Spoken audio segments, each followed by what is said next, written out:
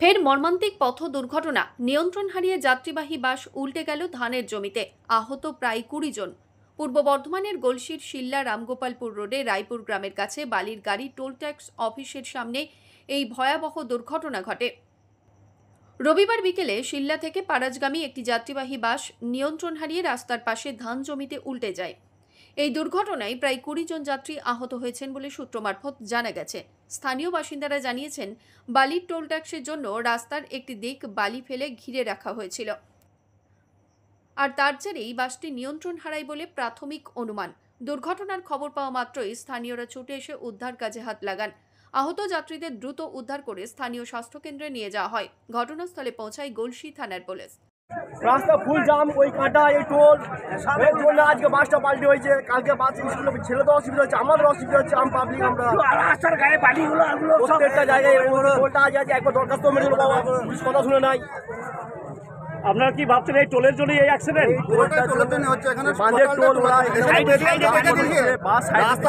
পুরোটাই খারাপ আছে। এখানে বেরিয়ালটা রেখে দিয়েছে, বেরিয়ালটা ছিল বলে বেরিয়ালটার জন্য বাসটা কাটাতে গেছে, বাসটা ওই জন্য পাল্টি মেরেছে। সম্পূর্ণ দায়ী হচ্ছে টোলওয়ালা। অসুবিধা হচ্ছিল বলতে বাসটা ফোর্সে বেরিয়ে আসছিল।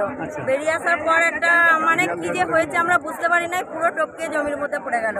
পড়ার মধ্যেই পুরো বাসটা পাল্টে হয়ে গেছে। গাড়িটা কি খুব গতিতে আসছিল? হ্যাঁ, প্রচুর গতিতে আসছিল। গতিতে আসছিল বলতে টোল ট্যাক্সের জন্যই মনে হয় গতিতে আসছিল। এখানে ব্র্যাকেট লাগানো ছিল। টোল ট্যাক্সের অফিসে ওখানে আটকে ছিল কোনো গাড়ি ছিল? লরি লরি কোনো কিছুই ছিল না, এখানটা আটকানো ছিল বলে ওইদিকে ব্যাক করতে গেছে, সামালতে পারে নাই, ফোর্সে বেরিয়ে যাচ্ছিল, সেই হিসাবে গাড়িটা পড়ে গেছে। এই টোল ট্যাক্সের পাশে কি লরি দাঁড়িয়ে ছিল? কিছু কোনো কিছুই দাঁড়িয়ে থাকে নাই, তারা তো ফাঁকাই ছিল। হ্যাঁ পুরো ফাঁকা ছিল।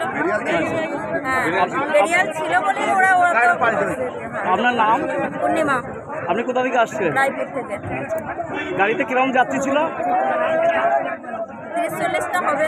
কারো কোনো ক্ষয়ক্ষতি হয়েছে? হয়েছে। তারা কোথায় আছে এখন? হাসপাতালে? হাসপাতালে আছে, এখানে আছে।